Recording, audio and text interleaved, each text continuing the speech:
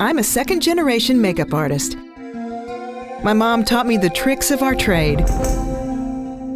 I know from experience you can make the best of your looks, and it doesn't have to be complicated or expensive. So let's take a look at what we can do so you can see good stuff in the mirror.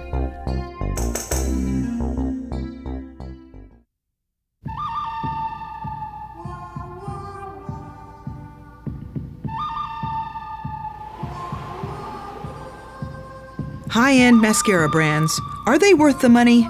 I'm not so sure. So I'm getting a few to test against the pricey brands, lash to lash.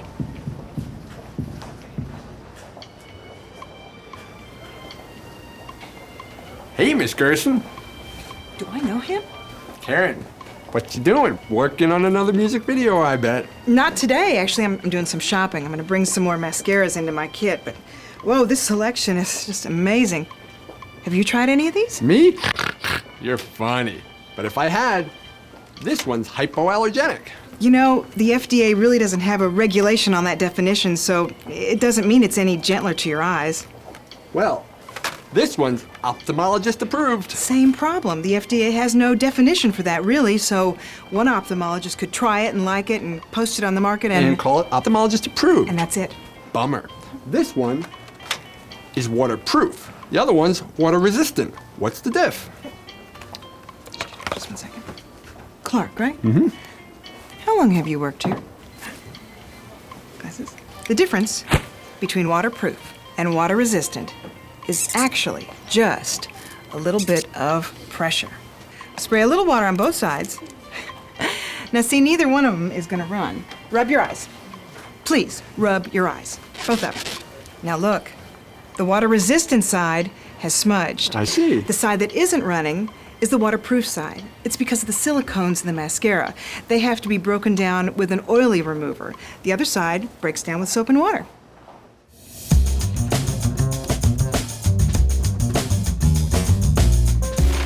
If I'd known makeup was chemistry, I think I would have paid more attention in class. But I didn't. I'm not a chemist. Fortunately, I am. So what do you see down here? Well, it looks like a lot of mascara. Oh, good. A chemist and a comedian. Now what do you see? Well, I suspect that it's the polymers holding this mascara intact. So it's the polymers that are making it waterproof. Polymers can certainly do that. Polymers work in all kinds of ways. Saran wrap? What are we doing, making sandwiches? No, but this is a great example of a polymer. Here's another. Oh, denture adhesive. Exactly. Polymers can do all kinds of things. They can repel water, act as an adhesive, seal a shaft of hair and smooth it out. This is why mascara manufacturers like using polymers. Okay, let me ask you about silicone or silicon. It's a very hot ingredient in a lot of beauty products right now. Is that a polymer too?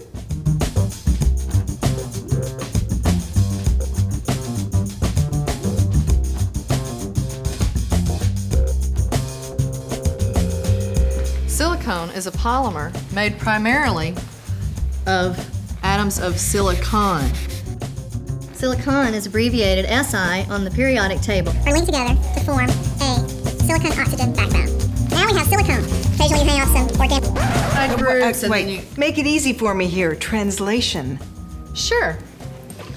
Let's look at it this way. You help me build a monkey chain. Oh, okay. Sure. Let's let these monkeys represent the silicon-oxygen backbone of our polymer. Now, you know how when you buy a new bag or a new pair of shoes and it changes your mood? Oh yeah, you're talking my language.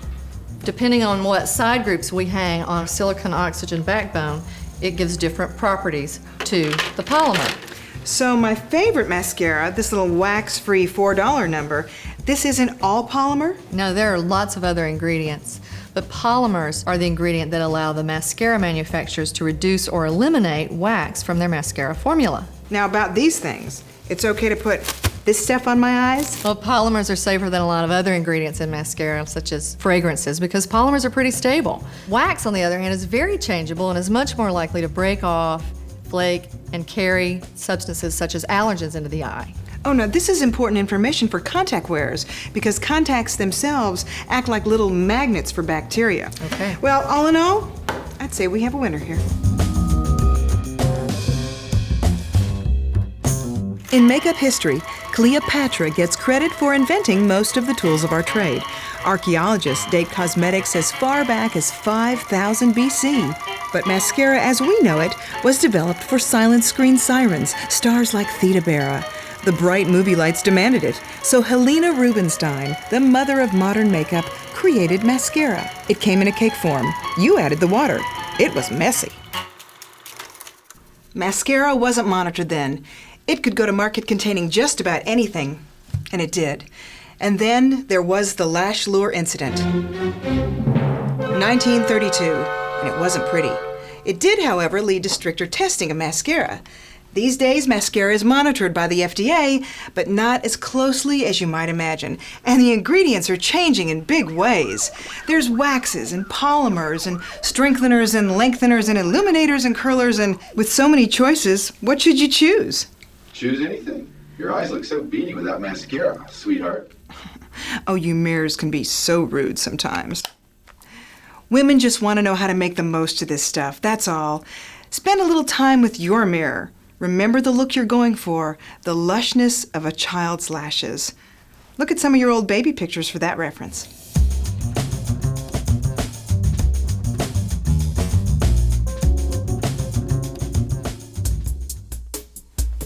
Ah, Lucy's still here. Hey guys, can I have some lights to work with, please? Thanks. The best mascara in the world is useless if you don't apply it properly. To do that, you need the right light. Sunlight, to me, is the best. But if you get up before the sun, guess what you can do? Fake it. This is a daylight bulb. It's clean, clear light. You can get it at your hardware store. Just pop it in your bathroom fixture and go with it. Now that we can see, let's see what we can do. Before I do my mascara, I always wipe and swipe. These brushes come out of the barrels loaded way too heavy. So here's what you need to do. Take a Kleenex, give it a good wipe, and you'll be amazed at how much mascara is left on the wand that can effectively cover your lashes. And so, this is the bottom line to the no clumps, no globs claim. Now I know the quickest way out of the house is to just swipe that mascara right across the center of the lashes and leave. But don't overlook the outermost and innermost lashes. They're so small, but they make a huge difference. My trick? Always start on the outside and just work your way across. Now if your lashes are still clumping, grab that second mascara wand. Clean it off a little bit and use it to separate your lashes. Or better yet, use my favorite, an old toothbrush. What's that, Lucy? Oh, you're afraid about getting older and your lashes getting thinner. Right, you're not alone, honey. Let's talk about the art of the eye, composition and balance. Mascara isn't the only way to bring out your eyes. If your lashes are thin, try this. First, you need a slant brush. Too small. Just right. Then get an eyeshadow pretty close to the color of your lashes. With the slant brush, apply that shadow as close as possible to the place where your eyelashes attach to the eyelid, like that little shelf of skin. You will be amazed at the optical illusion of thickness this creates. What, Lucy? Lower lashes. Well, I'm not a big fan of putting mascara on lower lashes myself. I think you're just asking for smudging. But if you feel you must, try to use a light hand and keep that moisturizer away from the lash line. But if you do get a little smudge, don't rub it with your fingers. It only makes a bigger mess. Try one of these and dip it in some of this. It's makeup remover. You can even use a little Vaseline. But don't forget to rub the loose fibers first to keep them out of your eyes.